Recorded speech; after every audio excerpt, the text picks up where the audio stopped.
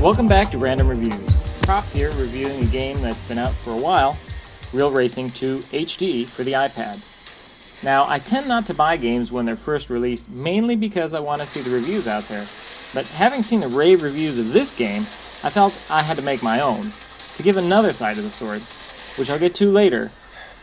Note that I have not played the first version of Real Racing. Let me also state that I'm a big fan of motorsports both in real life and in games, where I tend to prefer a more realistic approach, which is why I had high hopes for this game called Real Racing. First of all, the graphics.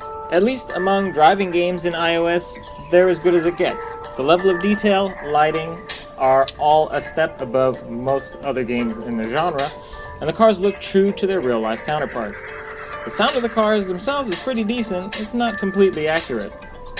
The structure of the game is good, easy to navigate, though I wish you could get to certain things a little bit quicker rather than having to dig down through several layers of the menu to get at them. I have to say, I do like the fact that you can get to the options from pretty much anywhere in the game. There are plenty of control schemes available, though I want to mention that there is no option for shifting your own gears as in games like Need for Speed Shift, though for this platform, it's not really a complaint, just something worth noting. Now, there are a good number of racetracks available, a total of 15, and they're pretty decent. Though, for a game called Real Racing, I was actually surprised that there wasn't a single real-life racetrack.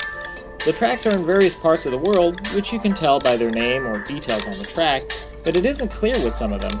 I find it hard to get into the game if I'm racing on a mystery track in an unknown location.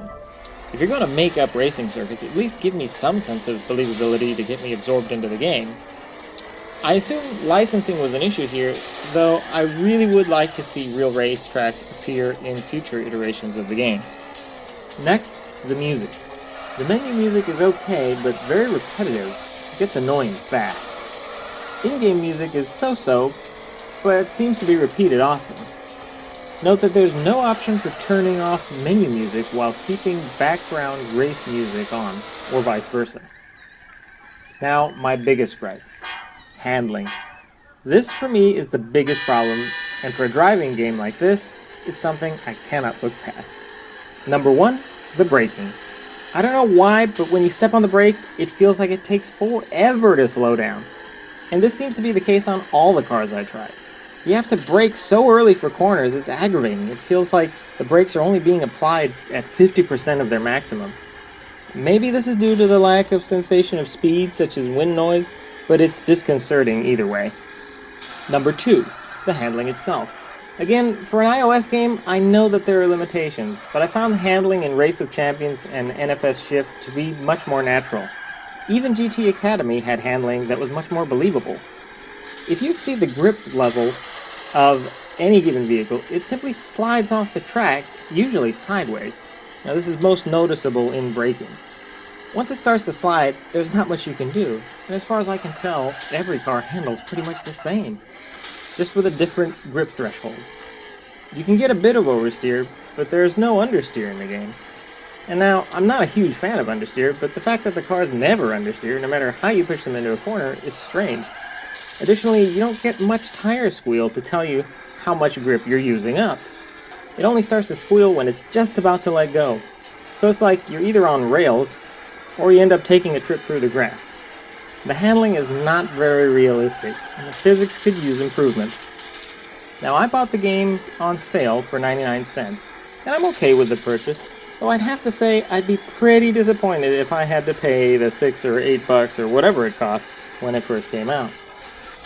It has the components of being a great game, but falls short in what is arguably the most important area for a real racing game, the handling.